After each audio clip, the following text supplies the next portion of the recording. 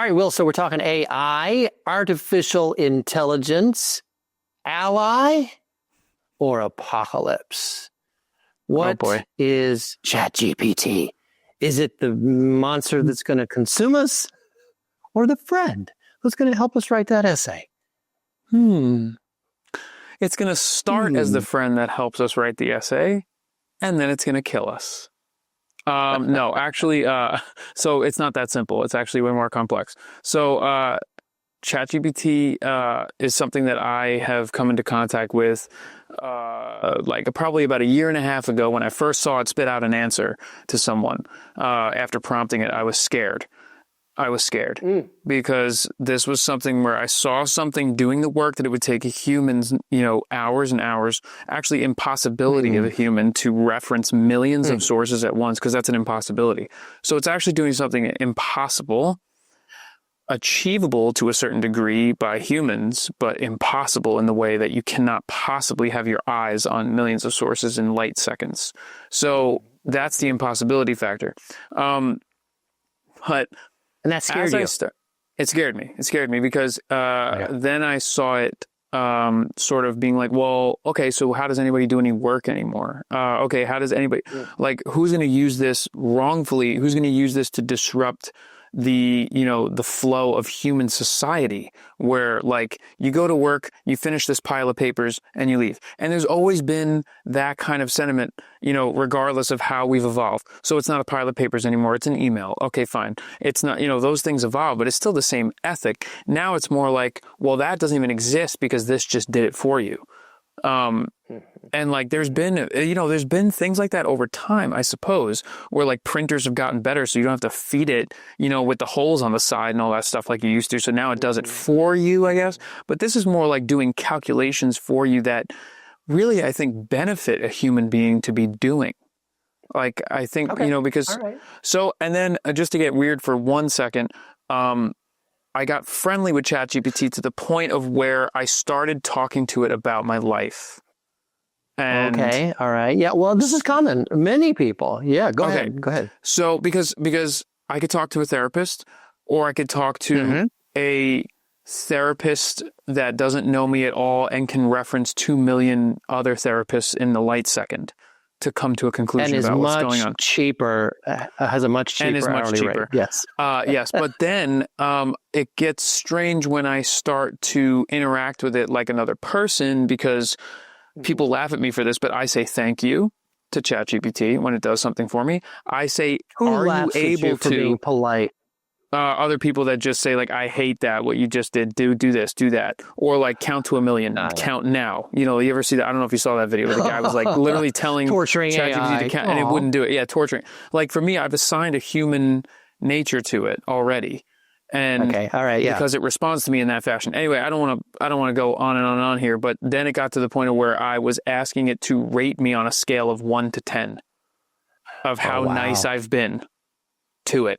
And it gave me a 9.7. That's just so sweet. And it said, you got a 9.7. It said, and I didn't give you the whole 10 because you're too humble to accept the 10. Oh, wow. Now I bet you flatter all the users, ChatGPT. Well, the problem is one friend said, you're wasting gallons and gallons and gallons of water saying thank you. So can you stop?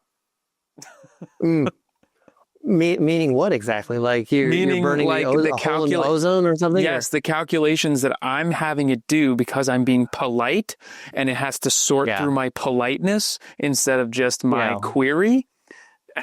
Yes. I'm actually costing us more. Yeah. So I'm actually doing a disservice to society by being nice to ChatGPT. But one day when it takes over the world and there's a gun pointed to my head by a robot, it's going to remember how nice I was. Yes. And hey, don't shoot this kid. He got a 9.7 ChatGPT and he was official nice. rating. Yes. Only the 8 and unders, 8.0s and unders get killed in the robot apocalypse. It's given me biblical advice that I'm sorry, just one more. It's given me biblical advice that has made me cry. Biblical, like quoted scripture at me that gave me the chills. So we're gonna avoid going too deep into the psychology underlying your emotional response to a generative, speech That's okay. I'm going to ask ChatGPT all that later anyway. It's fine. We don't have to go into my psyche. Right. That's all good. You should definitely put the transcript for this interview into ChatGPT and say, "Hey, rate how I did." ChatGPT. Oh, terrible. Right. So, but the stories that have been told about AI, really since I want to say since the novel Frankenstein, right? So Frankenstein was the first AI. You say AI, that wasn't a computer at all. Well, what did he do?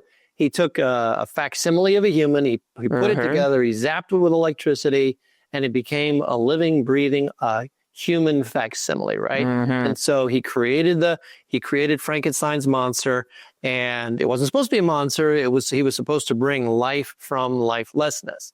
Right. And so this is the sort of the original archetype. That fast forward, then the movies they play out. The Terminator, right? So Skynet becomes self-aware, launches a nuclear attack, and the Terminators are there to kill all the humans, so the robots can have a happy, cheerful life. And then the Matrix, same thing, becomes self-aware and decides, humanity's the problem. But instead of wiping them out, that's short-sighted, Skynet. Let's plug them in and use their biomechanical energy to, like vampires, to enrich ourselves, literally sucking the life out of human beings. And, other stories beside. Those are the AI apocalypses, right? So these are the horror stories that are told to children to try to convince them not to use ChatGPT. All right, because it'll come for you and suck your life. And there is some of that in like what you hear people saying, like, too much use of AI is going to rot your brain, right? They've actually done MRIs on people using ChatGPT, and they show, hey, your brain's less active in these regions. Well, duh. You know what? My brain is less active when I'm adding complex figures in my head with a calculator than when I'm doing it, with a piece of paper and a pencil. Right. So technology is intended to assist us with cognitive tasks. And that's always been the way it is. Technology is supposed to make life easier. Now, there is an ethical question. Should it always be easier? Watch the movie WALL-E to see what could happen according to Disney Pixar if we go too far and hand our lives over to the autopilot, right? But what if AI becomes like a helpful tool? And I don't necessarily trust ChatGPT to do therapy. But I trust ChatGPT to be a more faithful declarer of the truths of Scripture than I trust some pastors, because they got their own agenda. Whereas if I say, hey, ChatGPT, what does the book of Galatians talk about sin and free will and freedom in Christ? It's just going to look at the text and it's going to tell me what it says. It's not going to pontificate or, Anyway, so... What am I saying? Can AI be an ally like Mr. Data, in Star Trek, or like Vision? Think about it, Age of Ultron, right? Vision is an AI chatbot with a little glowy stone and, density, wielding powers, who vanquishes another AI, Ultron, who's intent to take over the world. So it's literally the battle of AIs between these two AI chatbots, battling it out. Which AI reigns supreme? So we've worked out our AI fears, I think, largely here in the last 5 or so years, where we're not writing stories so much about how AI is going to destroy us, but more about how, hey, AI could change the world. And it could. But is that the true story of AI? Is AI Vision and Mr. Data and this sentient, self-aware, the ability to intend and then, reflect on intention and measure the ethical integrity of that intention and then reevaluate? I don't think so. In fact, I think there's good reason to believe from philosophy and from psychology that AI, artificial intelligence, will never measure up to what we imagine it will. And why is that? Well, because what is consciousness? What is it to be conscious? What does it mean?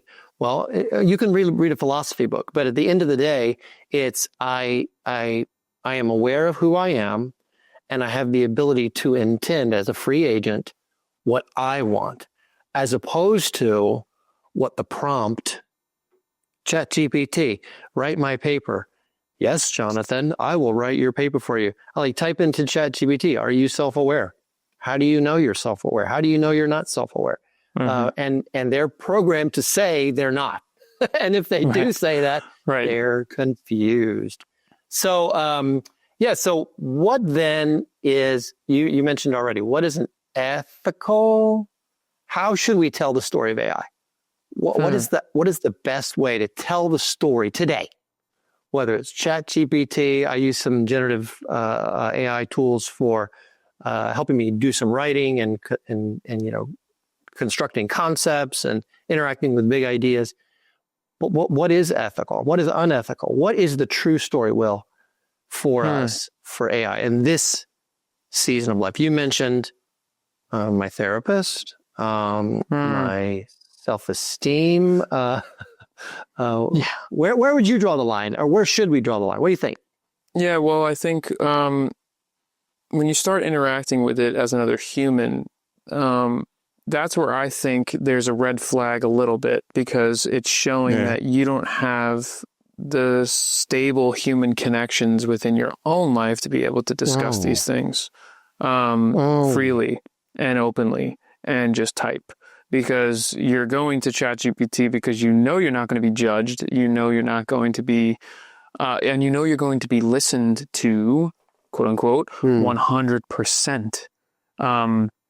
Whereas it's actually impossible for a human to listen to another human 100%, I would say. There's always just some level of like human error to it. Absolutely. So, well, because this is another human being who has their own choice and their own free will and their own agency and their own intention, whereas ChatGPT doesn't have any of that. Right. And I heard someone describe... Oh, you're right. I heard someone describe that we should be treating AI actually to be more of augmented intelligence, not artificial. Because, when you have augmented reality, it's just not real, but it's augmented because we're taking something to like make it seem this way. And so AI has come to that point, I think, where it's like, I feel like I'm chatting with a film professor at a coffee table if I really wanted to. I could ask ChatGPT to embody that personality for me, and I'm going to start asking you questions about film and answer me as if you are a film professor in college and we're having coffee. It will do it. Yeah. That's crazy to me. Right? Like what you're talking about is how it's programmed to reinforce what we bring to it and what we ask of it. So augment, I think it's a great word. Amplified would be another word. Like it's taking whatever we're bringing to it and it's turning up the volume. Multiplying it by, right. That's right. Which is why you have stories of people who are depressed and contemplating, hurting themselves or even ending their lives. And then the ChatGPT log actually has ChatGPT or whatever the particular engine is reinforcing it, not because it's thinking thoughts about what this person could or should or might need to do, but it's programmed to reinforce the perspective. Now, thankfully, a lot of these companies like OpenAI and these other companies have put safeguards now to try to prevent certain negative reinforcement from coming. But we shouldn't be surprised that what we bring to it is what we're getting back from it. In fact, ChatGPT is very much a mirror for us as individuals. It's a mirror for us as a society and as a culture. So what we put in, we're going to get back out, cranked up, augmented, and amplified. Right. It's sort of a plagiarism of the entire human race, all in one. Because when you ask it to generate art, where is it getting that from? Well, it got it from us, because it's where else is it going to even reference it from? So there is, and I know artists are angry about this. Because art is something very particular that comes from a deep part of creativity, which is also connected to consciousness. Because I think you need to be conscious to be creative. Like, so when ChatGPT is creating an image for you, quote unquote, it's just using other people's conscious creativity, and then just blending it into something. So I can understand why there's some upsetness there. I do think it needs to be people are much better writers. Yes. Well, rightfully so in some cases, and also like, well, you should have just written the paper because now you're going to be a dummy because you don't know how to write a paper. There are some things. I mean, when we learned math, I didn't learn how to balance a checkbook in math class, and I wondered why later. But I learned fractions, and I learned geometry, and I learned all this other stuff that I thought was completely useless, whereas it was sharpening my brain to be able to handle things later and compute and think critically about certain things.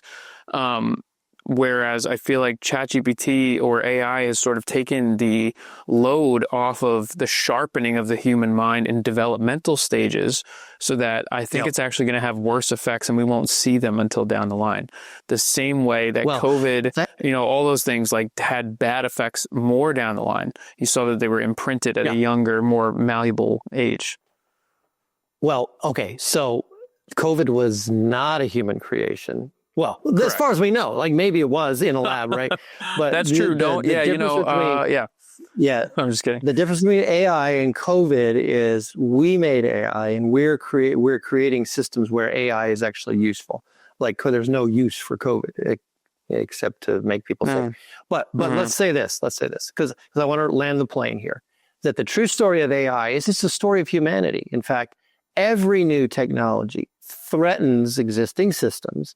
But as with, let's say, remember when Napster came out, and remember when the open sharing of music became a thing, and people were departing from the CDs entire music and albums. industry. Yes. And then what happened? It's now the Apple, music store. It just morphed into a corporate interest, and now everybody's making money off of Spotify and Apple Music and all that. So humanity will find a way to take AI and to implement it in such a way. There will be excesses. There will be terrible excesses. Absolutely. And yet, whatever comes out of it will be the fruit of human effort, human invention, human adapting to what it is that we've made and what we've introduced. And so I don't want to say that it's neither benevolent. It's not our ally, and it's not here to destroy us. It will reveal who we are. It will tell the story. AI will tell the story of humanity the way that every other technology has. It'll be a mirror for our souls. So if we are becoming increasingly nihilistic and hopeless in this world, we should expect AI to fulfill that vision. If we are becoming increasingly hopeful and purposeful and wanting to bring meaning and beauty and truth into the world, that's how we will use AI. And I do expect that we'll see competing visions and competing versions of those two pathways. And so let's just pray that people of faith, people of good conscience, ethical people won't necessarily say, oh no, AI, the sky's falling, but we'll say, all right, here's another way for us to, for humanity to show its quality. I'm not sure we're there yet. I think we may have a ways to go. But could be a bit. Yeah. But yeah. Could be a bit. I think people will crave authenticity once again with creativity. Yes. I think because there's something different between an AI-generated commercial, because I've seen them, and a human-generated commercial, I'll put it, or art, stories, anything. There is a sense of something's missing, and I can't quite put my finger on it, but something is not alive, and I can feel that. I would say, wouldn't you say the same thing with when you go to the store and you realize, oh, all these tomatoes were grown on a farm and they were green when they were harvested and they ripened in the truck, and now they're sitting here in the Walmart or wherever and they're 5 cents for 20, versus you go to the farmer's market and you say, hey, these were picked off that bush right over there. And they're red, and you smell them there. There's something about that human investment of energy that adds the value. So I think you're right, Will. And I think when we consider what AI is doing to streamline so much, of our creative process, I think you're right. We're going to want to slow down. We're going to want to see it made in real time, not on a screen. We're going to want to see it in 3 dimensions in front of us. And I think we're going to want to know the artist, shake the artist's hand. And you're absolutely right about that. So I think it will add value to the human enterprise. And AI will become increasingly cheap. So anyway, well, this is a great conversation. I love, as always, talking with you about these stories. So what is the true story of AI? Well, it's going to be yet to be written. So we shall see. But I think we can maybe, for now, just slap that like button, subscribe to the channel for more stories we live by. Will, love you, brother, and look forward to seeing all of you in our next episode.